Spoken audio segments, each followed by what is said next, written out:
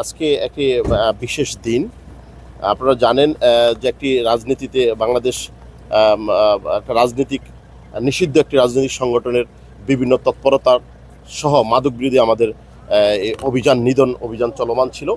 তারই পরিপ্রেক্ষিতে আজকে আমাদের মোবাইল টিম, আমাদের একাধিক টিম কাজ করছে। আপনারা অবশ্যই দেখতে পাচ্ছেন যে আজকে আমাদের পুলিশের অনেক আপনার অভিযান পরিচালিত হচ্ছে। তারই ধারাবাহিকতায় আজকে আমাদের sub inspector inspector operation Mohammad Azizur রহমানের নেতৃত্বে sub inspector Nandan, sub inspector Shamim, sub inspector Rafiq সহ আমাদের একটি টিম, আমাদের আপনি পাশেই দেখতে পাচ্ছেন আমাদের একটি কালো মাইক্রো, আমাদের অভিযান পরিচালনা করাকালীন তারা যখন আপনার চাষারা তুলারাম কলেজের গলি দিয়ে ঢুকে প্রতিমধ্যে 70 থেকে 80 জন চিহ্নিত ওই ইসদার এলাকার চিহ্নিত সন্ত্রাসী প্লাস আপনার বিভিন্ন মাদক মামলার আসামি, তারা দীর্ঘদিন এলাকা থেকে পলাতক ছিলেন। তারা হুট করে আজকে সংঘবদ্ধ হয়ে পুলিশের গাড়িকে লক্ষ্য করে ইটপাটকেল নিক্ষেপ করাকালীন এবং পুলিশের উপর আচমকা আক্রমণ করার চেষ্টাকালে এবং পুলিশকে তাক করে যখন তারা গুলি ছড়ে, আপনারা ইতিমধ্যে দেখতে পেয়েছেন ইসদারের প্রখ্যাত মাদক সম্রাট, যা দীর্ঘদিন যে অ্যারেস্ট হয়ে বিজ্ঞ জেলখানায় ছিলেন, ওই রাজ্জাক সহ তার ছেলে জসিম এবং তাদের সহযোগী অন্যান্যরা এই আক্রমণ করে পুলিশের উপর। তখন পুলিশ আত্মরক্ষার্থে এবং এই সন্ত্রাসীদেরকে ধরার জন্য তারাও পাল্টা গুলিবর্ষণ করে।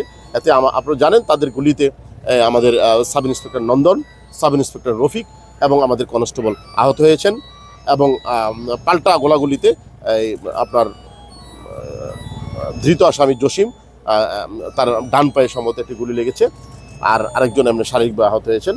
তো আমাদের অভিযান এখনও অব্যাহত আছে। আমরা প্রাথমিক ট্রিটমেন্টের জন্য তাদেরকে নিয়ে আসা হয়েছে এবং পুলিশ অফিসাররা এখানে আসছেন, চিকিৎসা নিচ্ছেন, আপনারা দেখতে পাচ্ছেন। আর আমাদের পর্যাপ্ত পুলিশ ফোর্স এবং ডিবি, জেলা ডিবির ফোর্সের সহযোগিতা আমরা অভিযান এখনও ইসদারে চলমান আছে। তা আমরা আশা করি এই মাদক ব্যবসায়ী এবং যারা সন্ত্রাসী যারা আছেন, রাজ্জাককেও আমরা অচিরে রাজ্জাক সহ তাদের সহযোগী যারা আছে তাদেরকে গ্রেপ্তার করতে সহযোগী হবে ইনশাআল্লাহ। আসলে দেখেন, আমরা আমাদের পুলিশের কাজ, আমরা সন্ত্রাসী মাদক সেবী বা মাদক বিক্রেতাদেরকে আমরা গ্রেপ্তার করে আদালতে সোপর্দ করা আমাদের কাজ। আমরা সেটা করেছি। এখন জামিন দেওয়া না দেওয়া এটা বিজ্ঞ আদালতের এখতিয়ার। হয়তো সে আদালত থেকে জামিন নিয়ে এসেছে, আমরা কিন্তু আসলে 7 দিন আগে পাইছে কি কবে পাইছে এটা আমরা জানি না। তবে এইটুকু জানতে পেরেছি তারা জামিনে এসে এলাকা আবার মহড়া দেওয়ার এবং তারা আবার মাদক সাম্রাজ্য গড়ে তোলার জন্য চেষ্টা করতেছিল এবং নিরীহ লোকদের উপর সন্ত্রাসী কার্যকলাপ চাঁদাবাজি করার জন্য তারা একত্রিত হচ্ছে। এই সংবাদের ভিত্তিতেই কিন্তু আমরা মূলত আজকে ওই এলাকা অভিযান পরিচালনা করাকালীন তারা পুলিশ অভিযান করার পূর্ব মুহূর্তে তারা পুলিশের গাড়িতে আচমকা আক্রমণ করে।